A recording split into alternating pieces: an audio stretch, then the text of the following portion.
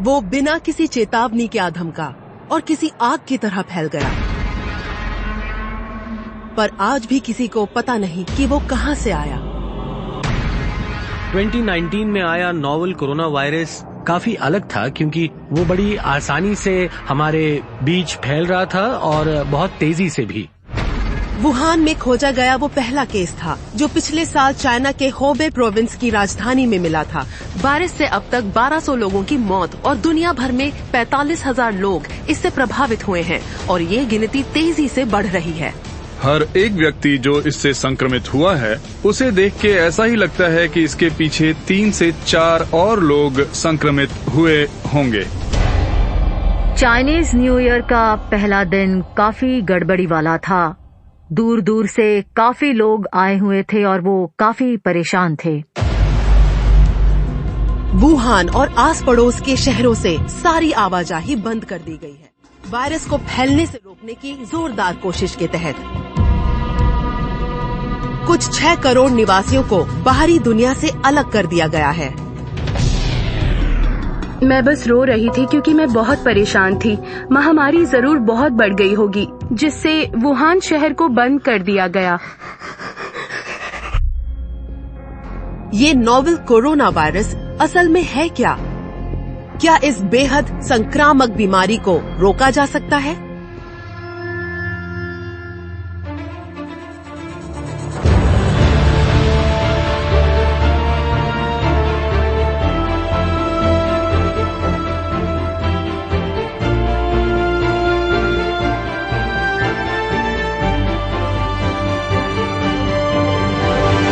Insight 2019 Novel Coronavirus, The Silent Killer।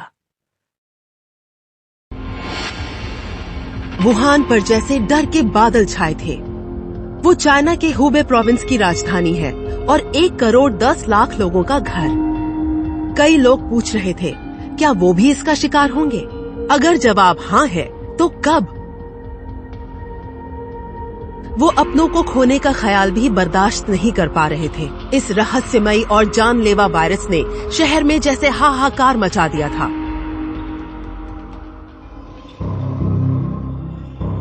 Corona virus ने मात्र 2 महीने के भीतर 1200 लोगों की जानें ली हैं। इस बीमारी से हजारों लोग प्रभावित हो गए, बहुत तेजी से और काफी संख्या में। और यही बात इस भयानक महामारी के डर को बढ़ा देती है। 2019 का नोवेल कोरोना वायरस बिल्कुल अलग है। हमें सार्स को तो पता है, और सच कहें तो हमने सार्स को दुनिया भर में 6 से 9 महीनों में काबू कर लिया था, जो कि एक बहुत बड़ी उपलब्धि है। और अगर आप संख्या देखें तो कुछ 8,000 से 10,000 लोग प्रभावित हुए होंगे और उससे निपटने में कई महीने लग गए। पर अगर हम 2019 के नोवेल कोरोना वायरस की तरफ देखें तो हमें नजर आता है कि बहुत से आंकड़े जल्दी जल्दी सामने आ रहे हैं, वो भी बस 1 महीने में। ये सभी दिसंबर 2019 के सर्दी के मौसम में शुरू हुआ। सन्नाटा और मौत का माहौल सारे वुहान शहर को चपेट में लेने वाला था, जिसका कारण एक अनजान बीमारी थी, जिसके कारण कुछ मुट्ठी भर बीमार हुए थे, बुखार और खांसी जैसे लक्षणों के साथ। वुहान में शुरुआत बड़ी ही अजीब तरह की बीमारी से हुई और क्लिनिकल टॉप कंडीशंस के मुताबिक हम इसे अटिपिकल वायरल या अटिपिकल निमोनिया भी कहते हैं। हमारे पास जब कोई मरीज बुखार या खांसी, हाथ पैर में दर्द जैसे सामान्य लक्षण लेकर आता है तो वो लगभग फ्लू जैसी बीमारी लगती है। पर आपको पता चल जाता है क्योंकि कोई गड़बड़ जरूर है, क्योंकि छाती के एक्सरे में वो नजर आती है। इन्फ्लुएंजा के लिए किए गए सारे परीक्षण या किसी और विषाणु के परीक्षण नेगेटिव आते हैं और फिर बहुत लोग इस बीमारी के शिकार होते हैं और देखा गया है कि सब में ये लक्षण दिखाई देते हैं। चाइनीज हेल्थ अथॉरिटीज को इस किस्म का पहला मरीज पिछले साल 8 दिसंबर को मिला था, जिसमें यही लक्षण मौजूद थे। संक्रमण के छोटे आंकड़े देखते ही देखते बड़ी संख्या में तब्दील हो गए। कहा जाता है शुरुआत में पाए गए 2 मरीज वुहान के फिश होलसेल मार्केट में काम करते थे। ये सबकी नजरों में तब आया जब सामान्य लगने वाले लक्षणों के कारण पहले मरीज की जान गई। 9 जनवरी 2020 को एक खतरनाक वायरस के कारण 61 वर्षीय बुजुर्ग की मौत हो गई, जो इस मार्केट में हमेशा खरीदारी के लिए आया करते थे। शुरुआती जांच से पता चला कि उनके पास जितने पेशेंट्स आए थे उनमें से ज्यादातर पेशेंट्स मार्केट के उस खास हिस्से की ओर इशारा कर रहे थे जहां वन्य जीवों का व्यापार चलता था। और फिर देखने पर यह भी लगता है कि जैसे ये दूसरे वन्य जीवों से निकलकर किसी और प्रजाति में फैला होगा, पर कौन सी ये नहीं पता, क्योंकि इन सभी जीवों को एक ही पिंजरे में रखा जाता है और फिर इन्हें अच्छा मौका मिल जाता है एक प्रजाति से दूसरी प्रजाति तक जाने का, और फिर वहां से निकलकर एक तरह से कहें तो जैसे जानवरों की प्रजातियों से इंसानों में आ जाते हैं। चाइना ने वर्ल्ड हेल्थ ऑर्गेनाइजेशन को वुहान में फैले इस खतरनाक वायरस के बारे में 31 दिसंबर को आगाह कर दिया। 29 जनवरी को जब तक WHO इस वायरस को ग्लोबल इमरजेंसी करार दे देता, तब तक ये वायरस चाइना के 31 प्रोविंसेस में फैल चुका था और एशिया, यूरोप और उत्तरी अमेरिका के 20 से भी ज्यादा देशों में फैल चुका था। जब आपको इसके बारे में पता चलता है और उसे देखते हैं तो लगता है जैसे ये पहले हो चुका है। ये वाकई में बिल्कुल सार्स जैसा लगता है जो हमने सन 2003 में देखा था, जहां केसेस बढ़ते ही चले जा रहे थे और फिर अचानक केसेस का जैसे विस्फोट हो गया। हाल ही में हुआ नोवेल कोरोना वायरस विस्फोट 2002 के सार्स एपिडेमिक से काफी मिलता जुलता है। सालों पहले सार्स ने सारे इलाके को तबाह कर दिया था, 8000 लोगों को प्रभावित किया था और 774 लोगों की जानें गई थीं। जब उसे पहली बार खोजा गया, चाइनीज हेल्थ अथॉरिटीज ने उसके सार्स होने से साफ मना कर दिया, जो 2002 का सीवियर एक्यूट रेस्पिरेटरी सिंड्रोम था। इसके बाद की गई खोजबीन से पता चला कि ये महामारी कोरोना वायरस के कारण है, जिससे सार्स कोरोना वायरस की तुलना में 76% जेनेटिक समानताएं हैं। सिर्फ फर्क ये है कि सार्स की तुलना में ये कम जानलेवा है, पर बहुत तेजी से फैलता है। हर एक व्यक्ति जो इससे संक्रमित हुआ है, उसे देख के ऐसा ही लगता है कि इसके पीछे 3 से 4 और लोग संक्रमित हुए होंगे। तो अगर आपको 6000 लोग बीमार नजर आते हैं तो असलियत में कम से कम 20 से 30,000 लोग बीमार हो सकते हैं। ये बहुत ही सामान्य अनुमान है, क्योंकि ये आंकड़े इससे कई गुना ज्यादा भी हो सकते हैं। 2019 का कोरोना वायरस बिल्कुल अलग है, क्योंकि वो बड़ी आसानी से हमारे बीच फैलता है और बीमार करता है। हमारे सिर्फ संपर्क में आने से या बात करने से ये बीमारी फैलने का डर लगा रहता है, जो सार्स में नहीं था। शुरुआती स्टडीज से ये पता चला है कि वायरस का इंक्यूबेशन पीरियड, यानी कि संक्रमण होने के समय से संकेत और लक्षण दिखने तक तकरीबन 5 से 7 दिन का वक्त लगता है। ऐसा लगता है कि मरीज दूसरों को इन्फेक्ट कर सकते हैं जब वो एसिम्प्टोमेटिक हों, मतलब जब उनमें बीमारी के कोई भी लक्षण दिखाई न दे रहे हों। एसिम्प्टोमेटिक इन्फेक्शन और माइल्ड इन्फेक्शंस तो हम देख ही रहे थे। अब हम ऐसे लोग भी देख रहे थे जो इंक्यूबेशन पीरियड के दौरान भी बीमारी फैला सकते थे। सार्स के बारे में हालात कुछ अलग थे, जिसमें संक्रमण की गति कम नजर आती थी। Infectious disease specialist doctor Liang हो नाम इस खतरनाक वायरस से भली भांति वाकिफ हैं। वो भी तो कुछ समय पहले एक सार्स पेशेंट थे। इस वायरस से वो 2003 में बीमार हुए थे, जब वो एक महिला मरीज का इलाज कर रहे थे, जो हांगकांग से हवाई सफर करके सिंगापुर आई थी। सार्स के मरीजों से बीमारी का खतरा शुरुआती 7 दिनों के बाद सबसे ज्यादा होता है। दूसरे शब्दों में कहें तो अगर मैं बीमार हो जाता हूं और मैंने अपने आप पर पहले 7 दिनों में इलाज कर लिया, तो मैं इस बीमारी को फैलने से रोकने में कारगर साबित हो सकता हूं। पर 2019 में आया नोवेल कोरोना वायरस बिल्कुल अलग है। आप इसे सामान्य दिखने वाले लोगों में भी पा सकते हैं, और ये चाइना के मिनिस्टर ऑफ हेल्थ ने मान लिया था कि ये असिम्प्टोमेटिक व्यक्ति, जो व्यक्ति दिखने में सामान्य लगता है, वो भी दूसरों में ये बीमारी फैला सकता है और हमें 7 दिनों तक रुकने की भी आवश्यकता नहीं है। जब वे लक्षण दिखने लगेंगे, बीमारी दिखे इससे पहले से ही फैलने लगती है।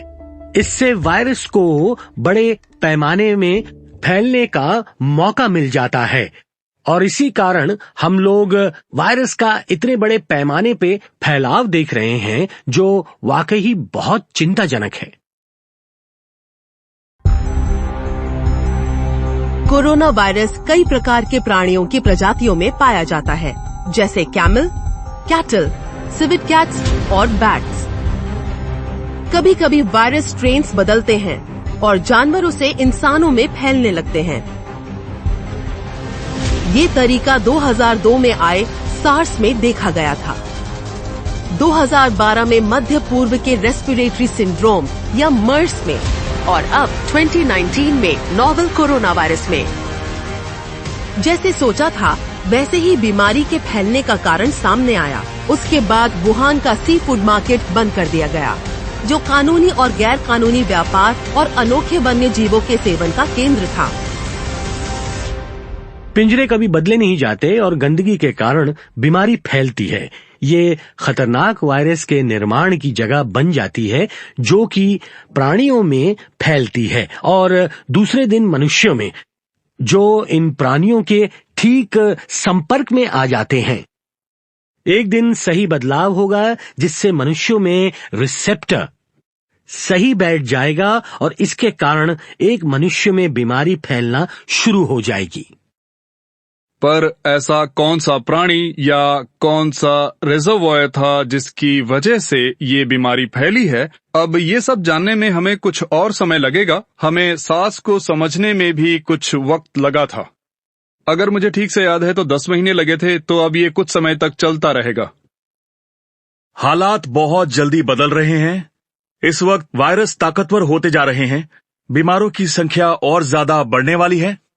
इसलिए हमें बस मानसिक तौर पर तैयार रहना होगा, क्योंकि ये सार्स से भी भयानक हो सकता है। सामान्य लोगों की इस पर प्रतिक्रिया क्या है? डॉक्टर्स और नर्सेस इससे कैसे निपट रहे हैं? हमारी नर्सेस ने पूरे दिन कुछ भी खाया पिया नहीं था। मैं चिंता करती रही और जब मेरी आंख खुली और मैंने खबरें देखी कि वुहान को बंद कर दिया गया है, तब मैंने उसी समय अपनी माँ को फोन लगाया। जिस पल मैंने उनसे बात करनी शुरू की, तब से वो बस रो ही रही थी। उन्हें बहुत गहरा सदमा लगा था।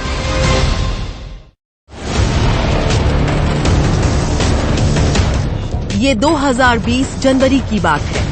चाइना में नोवेल कोरोना वायरस संक्रमण के दर्ज हो रहे केसेस के आंकड़े बढ़ने लगे थे। अस्पताल इस जानलेवा वायरस के संक्रमण की आशंका से भर्ती हुए लोगों से जूझ रहे थे। संसाधनों का पूरा उपयोग किया जा रहा था, क्योंकि बुखार और सांस लेने में तकलीफ हो रहे मरीजों की संख्या में लगातार बढ़ोतरी हो रही थी। नर्स होने के नाते हम जिम्मेदारियों से भाग नहीं सकते। उस दिन हमने हमारी शिफ्ट पे कुछ भी खाया पिया नहीं था। पूरा दिन हम मरीजों की देखभाल कर रहे थे।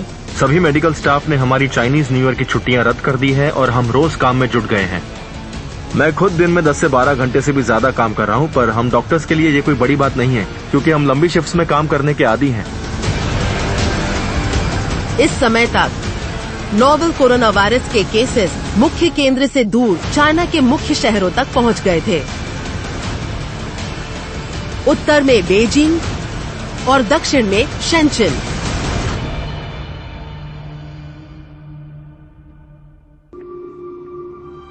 चौ चुए चुआंग शेंचन के पीडियाट्रिक वार्ड में एक सीनियर नर्स हैं। जब उन्हें पहली बार इस महामारी के बारे में चेतावनी मिली, तो उन्होंने जल्दी से अपना नाम इन्फेक्शियस डिजीजेस डिपार्टमेंट में वॉलंटियर बनने के लिए दर्ज कराया। जबकि वो संक्रमण की बीमारी से लड़ने के लिए ट्रेंड नहीं है, फिर भी उन्होंने ये जिम्मेदारी उठाई। उन्होंने मदद करना अपनी जिम्मेदारी समझी। उन लोगों को जो अस्पताल में इलाज करवाने आ रहे लोगों की तादाद से उलझ रहे थे। क्योंकि उस दिन फीवर क्लिनिक में सिर्फ 3 ही नर्सेस थी, तो उन्हें अस्पताल की बाकी नर्सेस के सहयोग की बहुत ज्यादा जरूरत थी। जब उन्हें इस महामारी की जानकारी मिली, तब चाइनीज न्यू ईयर की छुट्टियां शुरू होने में कुछ ही दिन बचे थे। कई अस्पताल के कर्मचारी छुट्टी पर चले गए थे। इसी कारण मेडिकल स्टाफ कम पड़ रहा था और बस कुछ ही समय में ये गड़बड़ी उभर कर सामने आने लगी, जब हालात बद से बदतर होते जा रहे थे। लुनार न्यू ईयर के पहले दिन माहौल ठीक नहीं था, क्योंकि काफी लोग इकट्ठा हुए थे और वे बहुत परेशान थे। उस दिन मेरी ड्यूटी सुबह 8 से दोपहर 4 बजे तक थी। उस दिन लगभग 100 से ज्यादा लोग आए हुए थे।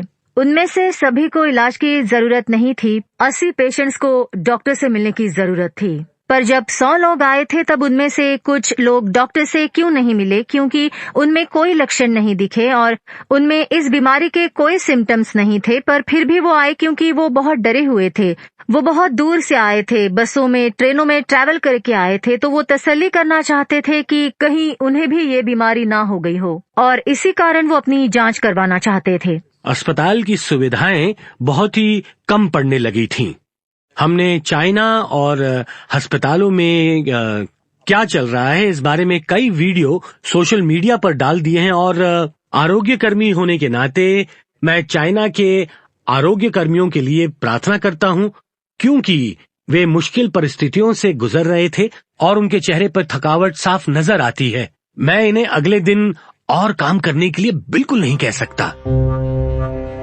जो को कुछ भावुक परिस्थितियों का भी सामना करना पड़ा, जब एक स्थिति में उसे एक बच्चे को, जिसे वायरस हुआ था, उसके माता पिता से अलग करना पड़ा। उसे ये कठोर कदम उठाना पड़ा उनकी सुरक्षा के लिए। वहाँ पर एक बच्चा था जिसके माता पिता वुहान से वापस आए थे। माता पिता में तो कोई लक्षण नजर नहीं आए, पर बच्चे को बुखार था। बच्चे को बुखार होने की वजह से और मुश्किल हालातों की वजह से हमने उसके माता पिता को वार्ड में ना रुकने की सलाह दी। इसलिए सिर्फ उसकी दादी बच्चे की देखभाल करती थी। माता पिता बहुत परेशान थे। हालात काफी नाजुक थे। उन्हें अलग करना भले ही अच्छा ना लगा हो, पर ये उनकी अपनी सुरक्षा के लिए बहुत ही जरूरी था। मैं सच कहती हूँ, मुझे बहुत बुरा लग रहा था, लेकिन उस वक्त जो करना जरूरी था मैंने वही किया। अगर मैंने ऐसा नहीं किया होता तो उन सभी को ये बीमारी हो जाती। 20 जनवरी को एक महत्वपूर्ण मोड़ आया, जब अधिकारियों ने वायरस से जूझने की नीति बदली। वायरस के मिलने के कई हफ्तों तक चाइनीज अधिकारी यही बताते रहे कि ये रहस्यमयी वायरस जानवरों तक ही सीमित है। लेकिन उस दिन आखिरकार चाइना के जाने माने और उम्दा एपिडेमियोलॉजिस्ट डॉक्टर चुंग नांगशान ने मानो बम ही गिरा दिया। टीवी पर दिए गए इंटरव्यू में उन्होंने इंसानों से इंसानों में इस जानलेवा वायरस के फैलने के केसेस मिलने का खुलासा किया। इससे चाइना में इस महामारी से जूझने का तरीका ही बदल गया। एक कठोर कार्यवाही के तहत चाइना ने वुहान शहर को, जिसकी आबादी 1 करोड़ 10 लाख है, नजर कैद कर दिया। शहर की तरफ जाने वाले सभी रास्ते सील कर दिए गए और पब्लिक ट्रांसपोर्टेशन बंद कर दिया गया। इसी तरह हुबे प्रोविंस को भी सील कर दिया गया, जिसमें कुछ 6 करोड़ लोग रहते हैं।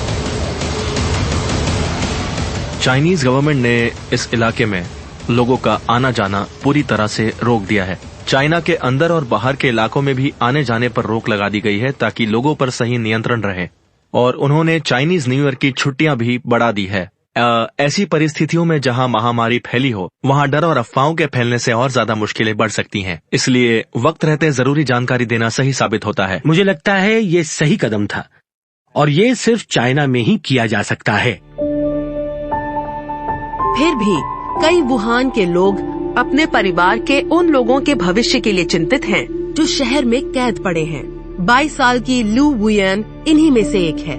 वो पिछले 1 साल से बीजिंग में काम कर रही थी और अपने घर वुहान लौटकर चाइनीज न्यू ईयर अपने परिवार के साथ मनाने की राह देख रही थी।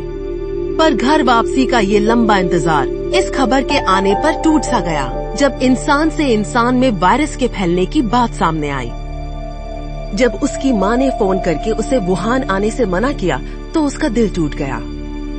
नए साल पर घर जाने का वो बेसब्री से इंतजार कर रही थी, खासकर अपने परिवारजनों से 1 साल से दूर रहने के बाद। ये सब डॉक्टर जोंग नानशान के इंटरव्यू के बाद हुआ, जिसमें उन्होंने बताया कि इंसानों से इंसानों में बीमारी फैल सकती है। इसके बाद मुझे माँ का फोन आया और वो पल मैं कभी नहीं भूल सकती। उन्होंने मुझे लौटने से मना कर दिया और आखिरकार मैंने बीजिंग में ही रहने का फैसला किया। मुझे 29 जनवरी तक वुहान लौट जाना चाहिए था, पर उन्हें लगा इसमें बहुत बड़ा खतरा है। साथ ही मेरी तबीयत भी थोड़ी ठीक नहीं थी, इसलिए मैंने सोचा कि बीजिंग में रहना सुरक्षित होगा।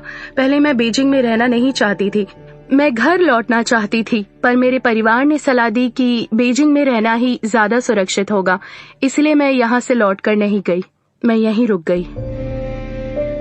उसने नया साल बीजिंग में अकेले मनाया, पर इससे उसके मन को सुकून नहीं मिला, क्योंकि वो अपने माता पिता की सुरक्षा के बारे में ही सोचती रही। कम से कम दिन में 2 वीडियो चैट होते थे, दोपहर को और रात को खाने के समय पर, ये जानने के लिए कि वो क्या खा रहे हैं और क्या कर रहे हैं, ये जानने के लिए कि वो कहीं बाहर तो नहीं गए।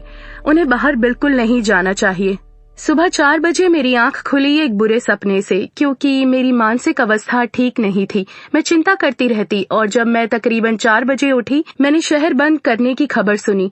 मैंने तुरंत माँ को फोन लगाया। मुझे वो फोन कॉल याद है। जैसे ही मैंने आंखें खोली, मैं बस रो ही रही थी। मैं रो रही थी क्योंकि मुझे उनकी बहुत ज्यादा फिक्र हो रही थी। महामारी ने जरूर भयंकर रूप ले लिया होगा, तभी पूरा शहर बंद कर दिया गया है। उस वक्त मैंने मेरी माँ से पूछा, अब आगे क्या उनकी जरूरत का सामान उनके पास है? मैंने इंटरनेट पर देखा तो लोग कह रहे थे कि जल्दी से हवाई जहाज से शहर से निकलो। ये बताता है कि शहरों को बंद करने से पहले फैलाव कितना भयंकर और तेजी से हुआ होगा, और उसी वक्त में काफी लोग बीमार हुए थे, और जो चाइनीज न्यू ईयर मनाने के लिए वुहान से बाहर जाने वाले थे। साथ ही साथ इसी बीच फैलाव और भी तेजी से होने लगा, इसलिए चाइनीज गवर्नमेंट ने जो भी किया वो बिल्कुल सही था, और मेरे हिसाब से यही होना और कल्पना से परे लगता है, पर जो किया वही सही था। जब 2002 में सार्स फैल गया था, तब पूरी दुनिया इससे अनजान थी कि ये वायरस कितना जानलेवा है और कितनी तेजी से फैल सकता है। आज 2019 के नोवेल कोरोना वायरस का तेजी से फैलना भी खतरे की घंटी है। वर्ल्ड हेल्थ ऑर्गेनाइजेशन ने वुहान में रहस्यमय वायरस फैल जाने के बारे में 31 दिसंबर 2019 के कुछ ही दिनों बाद चेतावनी दे दी। इसके बाद सभी देशों ने इस वायरस को रोकने के लिए सुरक्षा कड़ी कर दी। सिंगापुर में उदाहरण के तौर पर वुहान से आने वाले यात्रियों पर नजर रखने के लिए एयरपोर्ट्स पर थर्मल स्क्रीनिंग्स लगा दी गई। इस घटना के बाद चाइनीज और फॉरेनर्स जो अभी चाइना घूम के आए थे, उन पर रोक लगा दी गई। आज लगभग हर खंड के देशों ने इसी तरह के कदम उठाते हुए उनकी सीमाएं चाइना से आने वाले यात्रियों के लिए बंद कर दी हैं, क्योंकि चाइना के बाहर भी ये बीमारी तेजी से बढ़ रही थी। नोवेल कोरोना वायरस के 45,000 से भी ज्यादा कंफर्म्ड केसेस लगभग 25 अलग अलग देशों में और प्रदेशों में पाए गए हैं। वैसे तो कई मुश्किलें हैं, पर सबसे बड़ी मुश्किल ये है दुनिया भर में हो रही यात्रा। क्योंकि पता है, अगर आप ये कहेंगे कि लोगों को चाइना से आने ना दिया जाए, तो फिर भी चाइना के बाहर भी इस बीमारी के शिकार हो चुके लोग हैं, और ये लोग अब भी सभी जगह घूम रहे हैं। और इसीलिए खतरा अब भी बना है। जहां बहुत से सामान्य दिखने वाले लोग दुनिया भर में हैं, वहां खतरा दिखाई नहीं देता और उनसे बीमारी की संभावनाएं बनी हुई हैं। अब ये कितना संक्रामक है और फैल सकता है, ये हमें नहीं पता है। सार्स की यादें एशिया के 2 शहरों पर अपना दुख भरा साया छोड़ गई हैं, हांगकांग और सिंगापुर। इन दोनों ने ही मेनलैंड चाइना के बाहर इस बीमारी की सबसे ज्यादा मार झेली है। हांगकांग में 299 जानें गईं और सिंगापुर में 33। पर इस दुख भरे अनुभव ने हम लोगों को ऐसे खतरनाक वायरस से निपटने के लिए और सक्षम बना दिया। हांगकांग वासी कमाल के थे।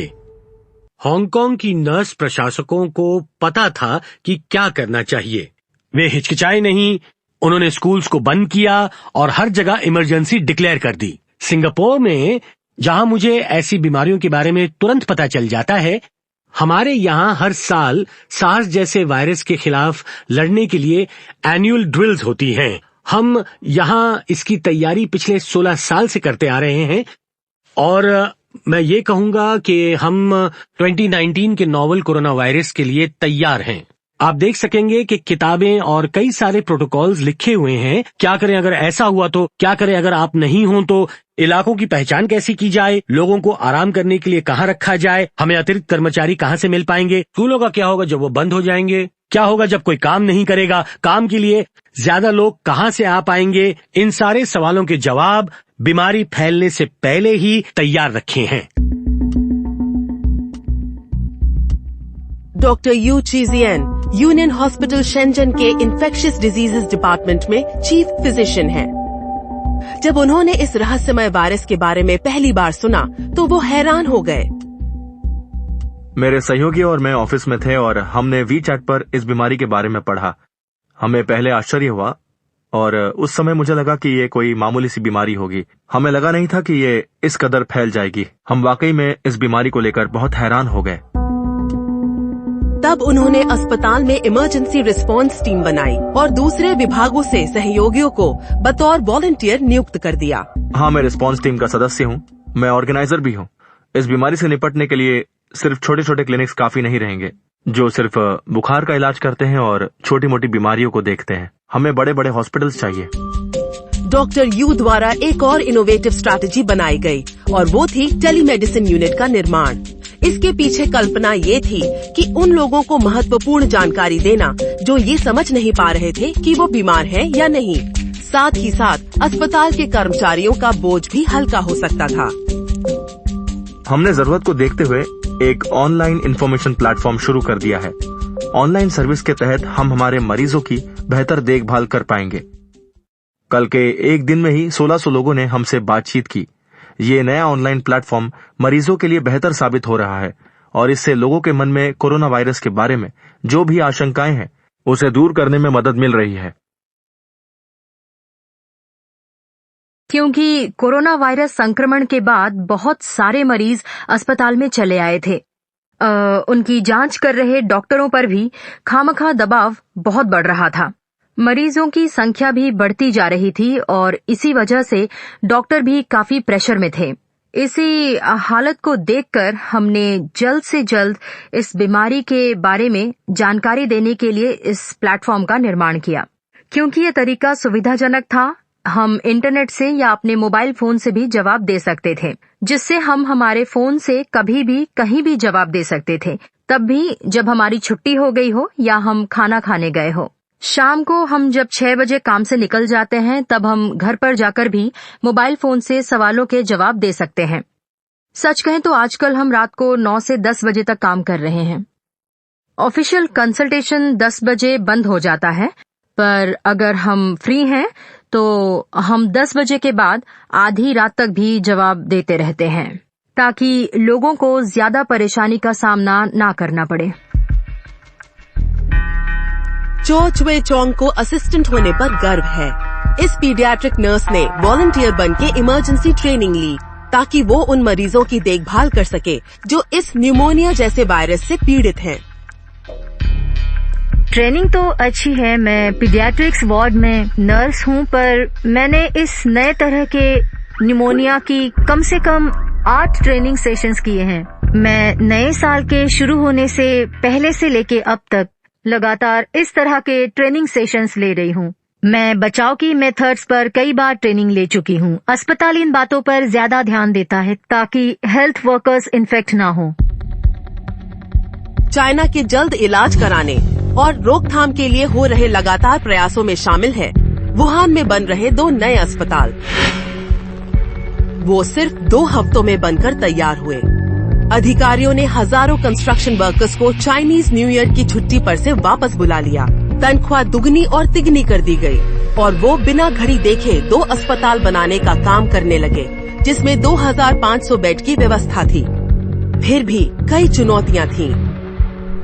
इन सारे रोकथाम के लिए किए जा रहे कामों के पीछे एक सोच थी जिसे डॉक्टर्स पिरामिड कहते हैं।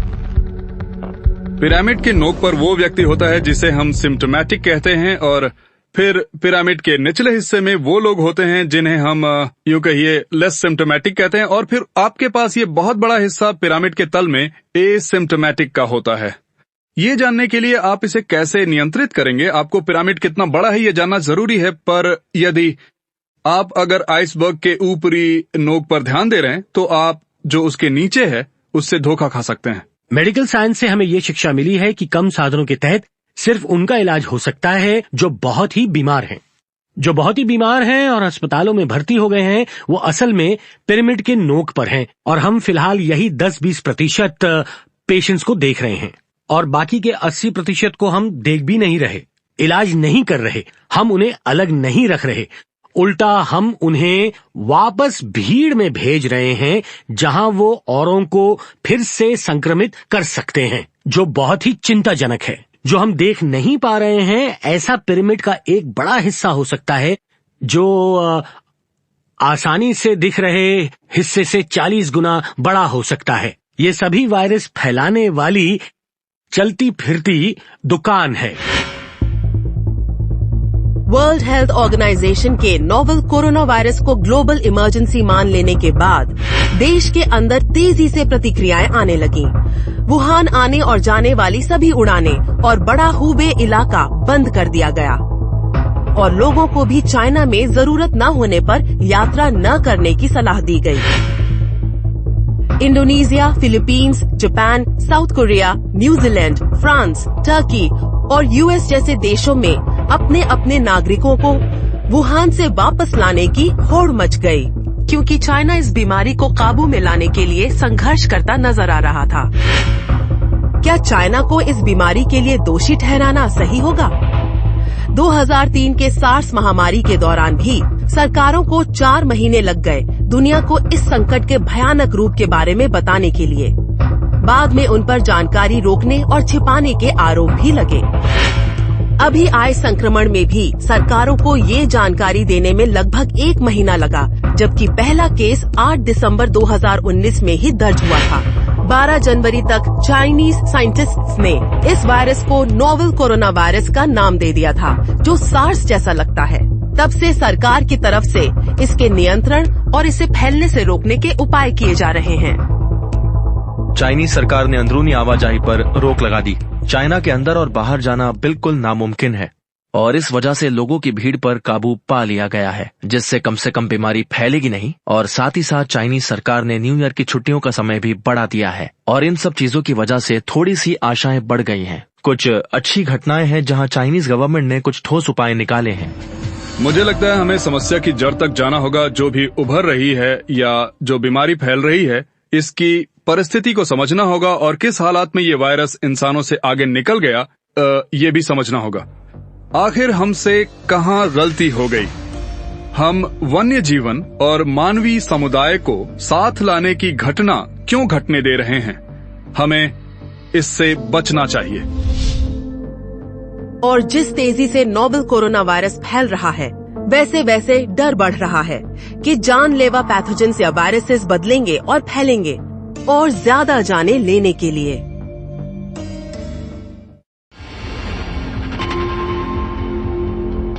नोवेल कोरोना वायरस के पहले केस मिलने से अब तक 2 महीने से ज्यादा समय बीत चुका है। चाइना के ज्यादातर चहल पहल वाले शहरों के रास्ते ज्यादातर शांत और सुनसान हैं। ऐसा नजारा दिखना अब देश में आम बात हो गई है। जानलेवा कोरोना वायरस के फैलाव के बढ़ते डर ने भीड़ भाड़ भरे इलाकों को भूतिया जगहों में बदल दिया है। बहुत से लोग अपने घर के अंदर छिपकर बैठे हुए हैं। पार्क्स और मनोरंजन की जगहें बंद कर दी गई हैं। मैं हमेशा घर में ही रहती हूँ, ज्यादा बाहर नहीं निकलती।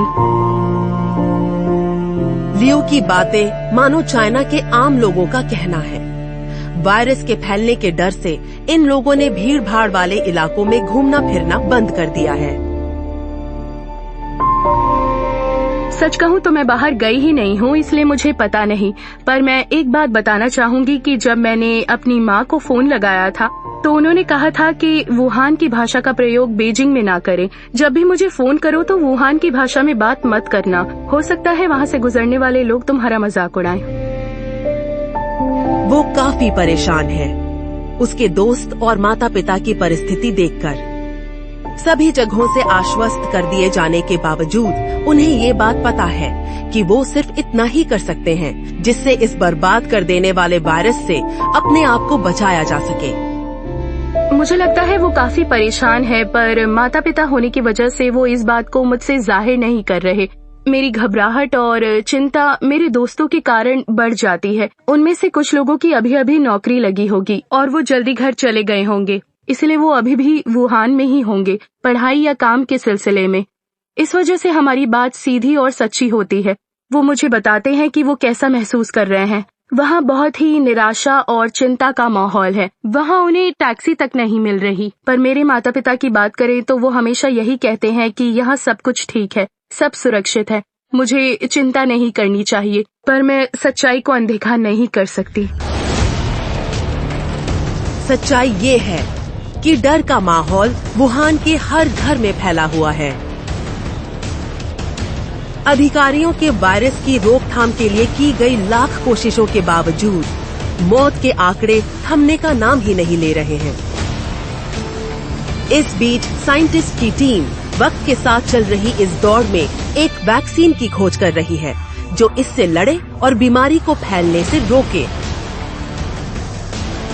क्या ऐसा कुछ हो सकता है जिससे जल्दी ही इसकी वैक्सीन बनाई जा सके?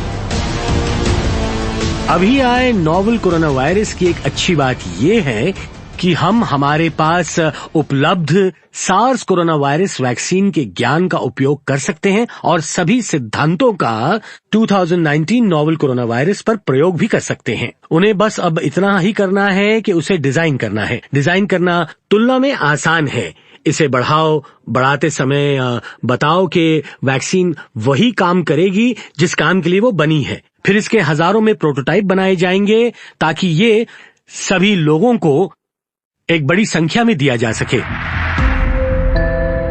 पर बुरी खबर ये है कि एक्सपर्ट्स के मुताबिक नोवेल कोरोना वायरस के लिए वैक्सीन विकसित करने और बनाने में महीनों तक लग सकते हैं। वैक्सीन को उपयोग में लाने से पहले इसे कई क्लिनिकल ट्रायल से गुजरना होगा ताकि ये वक्त रहते बीमारी का फैलाव रोकने के काम आए। इसे आसानी से 9 से 12 महीने लग सकते हैं। हालांकि अभी भी वैक्सीन उपलब्ध है, इस समय भी है, पर भारी मात्रा में इसे बनाने के लिए कई महीनों का समय लग सकता है। हम लाखों करोड़ों डोजेस की बात कर रहे हैं, चाइना के, पूरे एशिया के और पूरी दुनिया के लोगों तक आसानी से पहुंचने के लिए, और इसमें समय तो लगेगा ही। इसी बीच आसानी से मिलने वाली वैक्सीन न होने के कारण तुरंत ही बचाव करने वाले उपाय जोर शोर से लागू करने होंगे। चाइना ने तब से अपने लोकप्रिय जानवरों के व्यापार पर रोक लगा दी है जब तक ये मसला हल नहीं हो जाता। इंटरनेशनल साइंटिफिक कम्युनिटी से भी लगातार दबाव बढ़ रहा है कि ये रोक हमेशा के लिए कायम कर दी जाए। मुझे लगता है ये कुछ जो सार्स के समय हुआ वैसा ही है, क्योंकि वन्य जीवों के व्यापार को देखिए तो पता है अगर तभी काफी चीजें कर दी गई होती 15 से ज्यादा 17 साल पहले, शायद जाने दीजिए, हम पीछे तो जा नहीं सकते हैं। इंसान और जानवर साथ साथ रहने के लिए नहीं बने हैं। इस तरह के वायरस वन्य जीवों में पनपते हैं। आप इंसान और वन्य जीवों को साथ लाने जैसी परिस्थितियां निर्माण करेंगे तो ऐसी स्थितियों में लंबे समय तक ये बात चलती रहेगी, और मुझे लगता है आप समझ ही गए होंगे कि हम नसीब को आजमा रहे हैं। हम वो हर चीज खाते हैं जो उड़ती है, तैरती है या रेंगती है, और जब आप इन प्राणियों को अपने डाइनिंग टेबल पर लाते हैं तब हम उनके साथ वायरस को भी न्योता देते हैं। हो सकता है आप खाना खाते समय ना देख पाते हों क्योंकि वो पकाते समय नष्ट हो जाते हैं, पर खाना बनाते समय खाना पकाने वाला, प्राणी लाने वाला, वो मार्केट जहां से प्राणी बिकते हैं, ये सब इस वायरस के रडार पर आ जाते हैं। हमने बिल्कुल यही देखा जब सार्स 2003 में आया था। 2003 में उन्हें पता चला था कि प्राणी रखने वालों में सार्स का फैलाव हो गया था। असली सार्स आने से पहले ही ये एक तरह से जन्म ले चुका था, जैसे उन्होंने सार्स के लिए रोग प्रतिकार शक्ति बना ली हो। और इसे रोकने का एक उपाय ये है जो चाइना की सरकार ने कर दिया है, वो है वन्य जीवों को खाने में शामिल ना करना। शायद हमें हमारे खान पान के बारे में फिर से सोचने की जरूरत है। पर जैसे जैसे वायरस को काबू में लाने का ये युद्ध बढ़ेगा, और भी अनजान सवाल खड़े होंगे जिनके जवाब हमें देने होंगे। उदाहरण के लिए, वायरस कितना जानलेवा है? ये कहाँ पैदा हुआ है? ये कैसे फैलता है? ये बड़ी तेजी से चाइना में फैल रहा कोरोना वायरस क्या भयानक महामारी का रूप ले लेगा? वास्तविकता ये है कि अब तक इस वायरस ने 1200 से भी ज्यादा लोगों की जानें ली हैं। मौत के आंकड़े सार्स को भी पार कर गए हैं। मरने वालों की संख्या और बहुत ही कम समय में पुष्टि किए गए केसेस, इन दोनों ही मामलों में। पर अब भी उम्मीद कायम है कि बुरा वक्त गुजर जाएगा।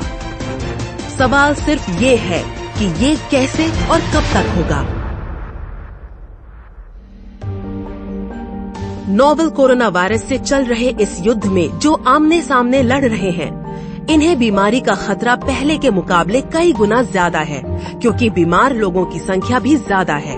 फिर भी चो जैसी नर्स को यकीन है कि चाइना बाजी पलट देगा और इस युद्ध में इसकी जीत होगी, आज नहीं तो कल।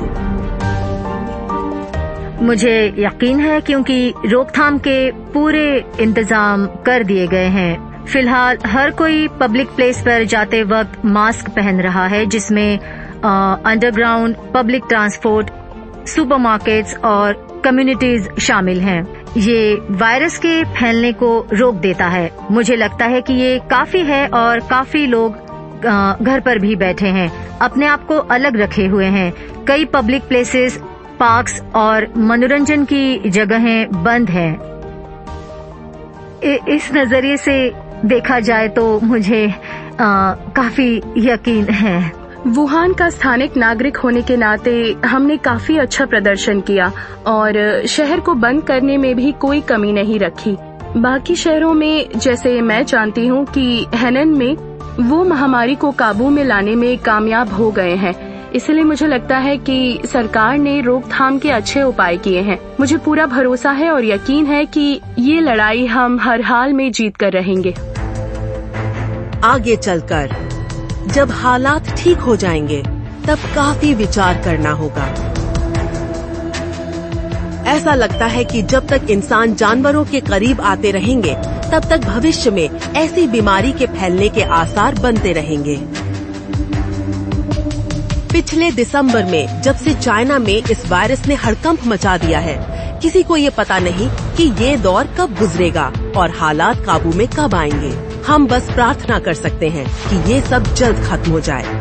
अगर हालात में सुधार आया तो केसेस की संख्या गिरनी शुरू हो जाएगी, पर मैंने ये देखा नहीं है। इस बारे में तभी बात कर सकते हैं जब ये होना शुरू हो जाएगा। फिलहाल हम अब भी केसेस आते हुए देख रहे हैं और साथ ही मौतें भी।